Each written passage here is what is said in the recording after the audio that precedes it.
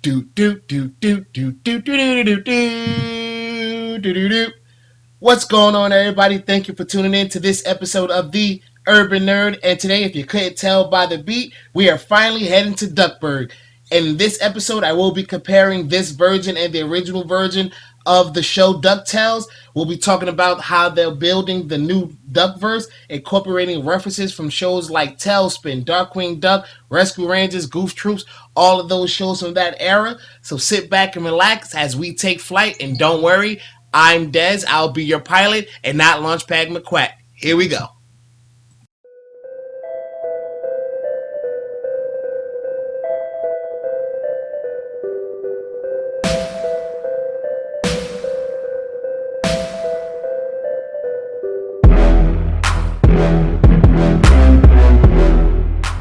Once again, I want to say thank you guys for tuning in to this episode of The Urban Nerd.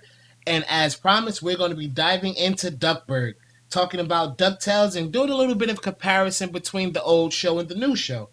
The first thing I want to talk about is the differences between the main characters. And the first thing you realize right out of the box from episode 1, Woohoo, is that Donald Duck is here in the series this time around. And he wasn't a part of the original DuckTales. I mean, it was always implied that him and Scrooge McDuck was related, but you never really got to see them on screen. Donald Duck is still played by Tony Alismo. I apologize for butchering that name. He has been playing Donald Duck since the 80s. He still brings that same raspy, high-pitched voice that we all love to hate. And instead of one voice actor, the brothers Huey, Dewey, and Louie now have 3 separate actors. Just some guys named Daniel Pudi, Ben Schwartz, and Bobby Monahan. I mean, if you watch TV, you might have heard of those guys. They're, kind of funny. And Uncle Scrooge is played by David Tennant, who I loved on Jessica Jones, the Netflix series. He played the bad guy Kilgrave, and he even played the doctor on the hit TV show Doctor Who. If you guys are into that kind of thing.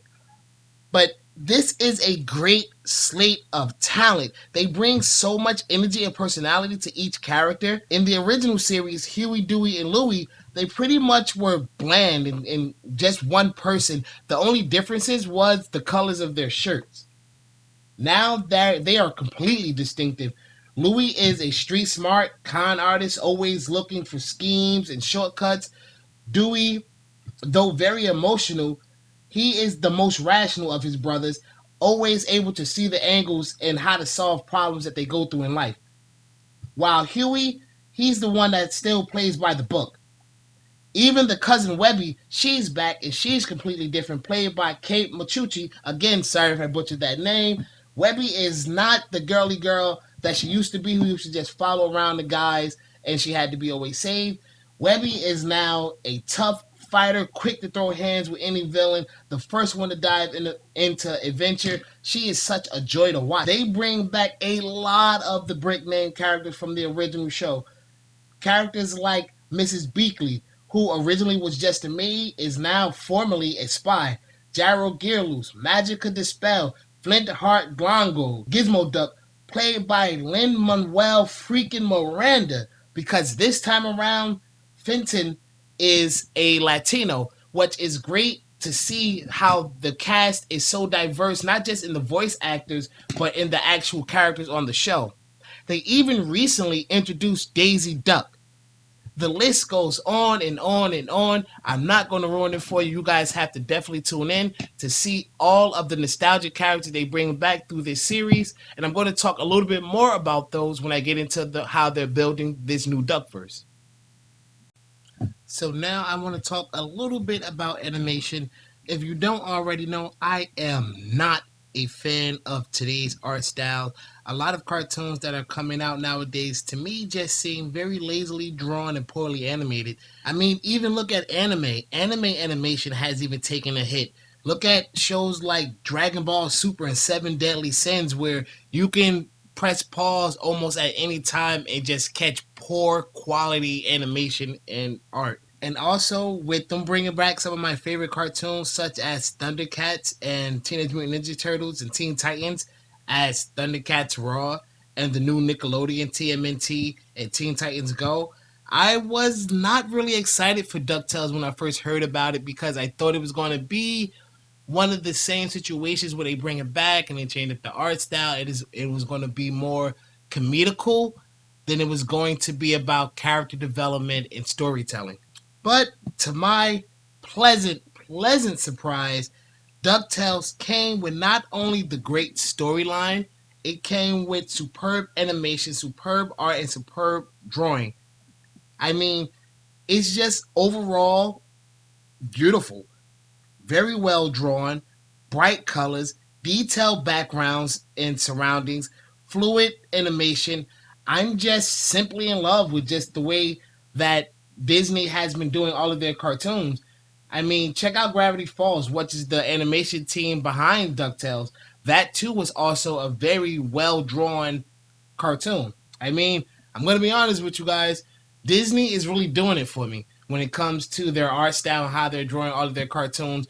I mean, even look at Owl House. Also, very unique cartoon, very well drawn. I haven't really gotten too much into it, but for what I've seen, I like it so far.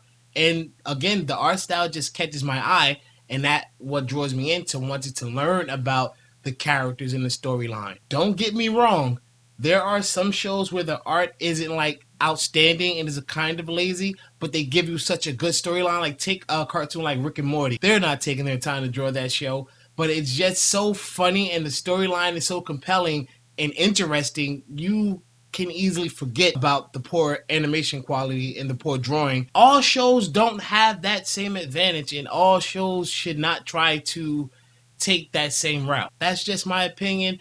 Let me know down in the comments below, what do you feel about the animation and art style of today's cartoons? Do you feel like there's a lot of copy and pasting going on? Do you feel like it's interesting? Would you rather the cartoon styles of the 90s? Or, just simply let me know, what do you feel about the animation quality and the art style and drawing in today's cartoons? So the last thing I want to talk about before I wrap up here is world building. World building has always been a really big factor for me in anything that I watch. I've always been a fan of seeing my favorite characters come together and interact across their respective shows. Everyone is doing it nowadays. I mean, just look at The Walking Dead expanding their universe with Fear the Walking Dead and coming soon The New World of The Walking Dead, as well as American Horror Story, which is making a spinoff coming soon as well. And look at the biggest proprietor of this, the Marvel Cinematic Universe. As we know, all of their heroes from all of their movies exist in the exact same universe. And this is why I'm calling it the Duckverse, because DuckTales is building something great, pulling characters from TV shows from my childhood, such as Tailspin, Darkwing Duck, Rescue Rangers, Goof Troop, and I cannot wait to see what other shows from that era that they're going to be making references to or pulling characters from while building this Duckverse. And seeing this play out confirmed all of this for me, because as a kid, you realize that Launchpad was actually made reference to in Tailspin, and he was the partner to Darkwing Duck in the Darkwing Duck cartoon. So, I kind of always knew they were in the same universe, but this new DuckTales has finally confirmed it for me. So, for those of you who are too young to remember any of the cartoons that I just made reference to, let me give you a little backstory. Darkwing Duck is a superhero living in the town of St. Canard.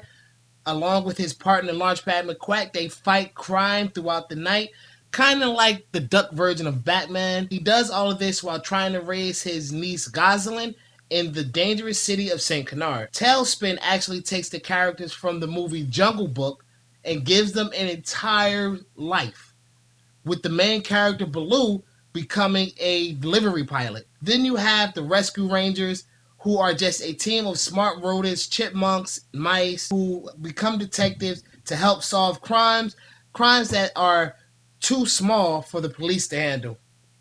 And then you have Goof Troop, which was just a show about Goofy and his family, him raising his kids. In this new DuckTales, you get to see the birth of Darkwing Duck, his backstory, how he came to be, as well as his nemesis Negaduck.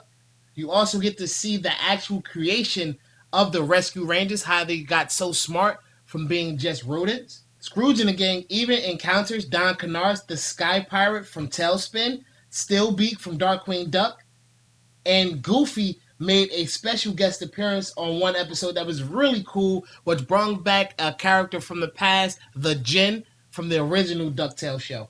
All of this together is making for a very strong and cohesive universe. It feels so organic, and to me, this is the biggest factor of nostalgia that I've had in well over the last 10 years. You never know who is going to show up in this new DuckTales in their building universe. So that's going to be all for me, guys. I want to say thank you again for tuning in and sticking with me all the way to the end of this episode. I appreciate you guys. So the next episode, I'm not sure what I'm going to do. So I want you guys to comment down below. What do you want to talk about? A couple of ideas for me is I'm thinking about revisiting the MCU as we have a bunch of new developments and Marvel is back in production. I also want to talk a little bit more about the Umbrella Academy because now you guys should have had enough time to watch the entire season 1 and season 2.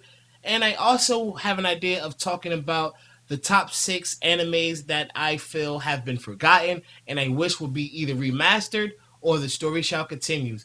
So which one of those ideas would you guys like for me to do in the next episode?